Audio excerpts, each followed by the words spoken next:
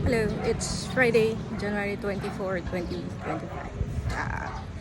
Pupunta ngayon tayo sa Amang kasi 5:15 yung pag-inject ng Filgrastim. Kaya instead na magpapa-inject tayo sa barangay, which is close na sila by 4 p.m. Punta na lang tayo Amang. At the same time, magagawa ko na yung laboratory na CBC at saka platelet count ngayon instead na tomorrow. Sayang kasi wala silang laboratory ng Saturday, kaya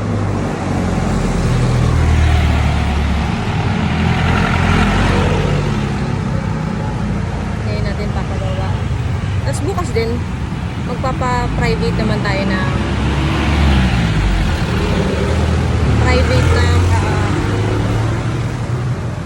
laboratory para may comparison ako sa unang Filgrastim effect at saka sa pangalawa.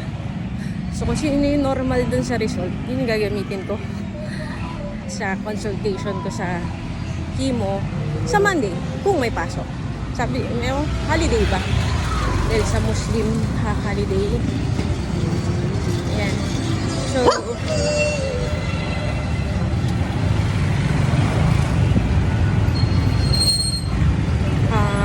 1:35 na ngayon.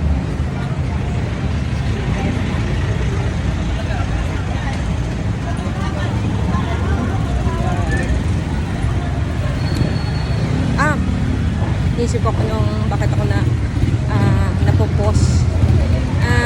Ayoko na sanang cap. Ayoko na sanang mag-cap ng hinag-isok sana yung hair lang. Ibig sabihin na kung yung hair ko, so kaya ko lang kasi mainit. Yun nga lang, napansin ko habang tumatagal, mabawasan niya talaga yung confidence ko.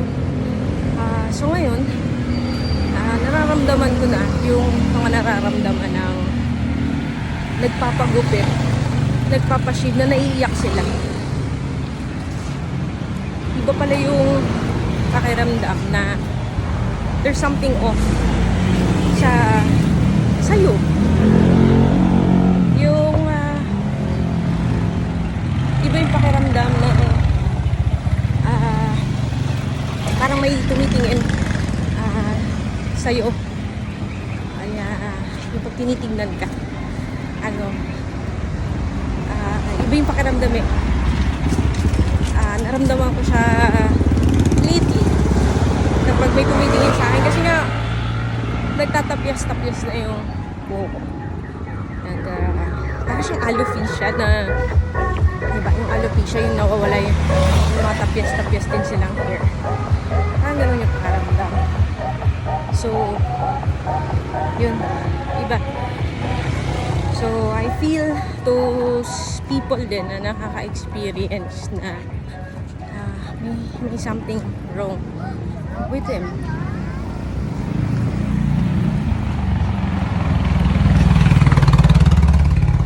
Tsaka yung pakaramdam parang alien, parang yung itsura ng noo ko.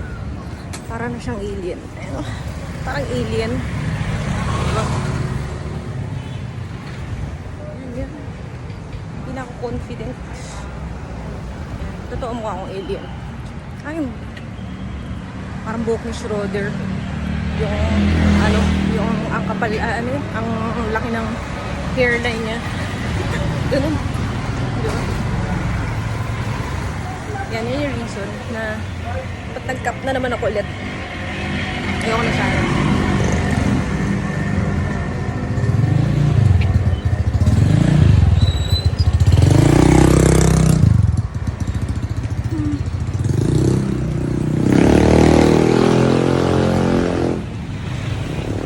Kaya I highly suggest na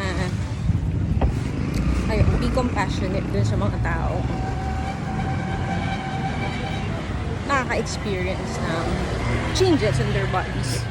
Hindi siya easy. Ano siya?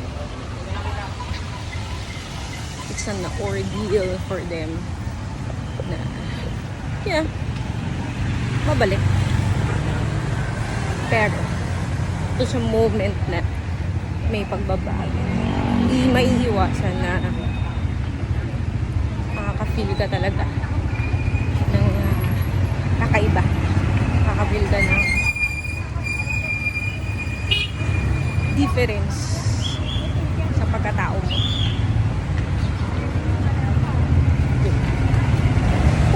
Napaka-confident yung tao. Tapos ngayon, iba na.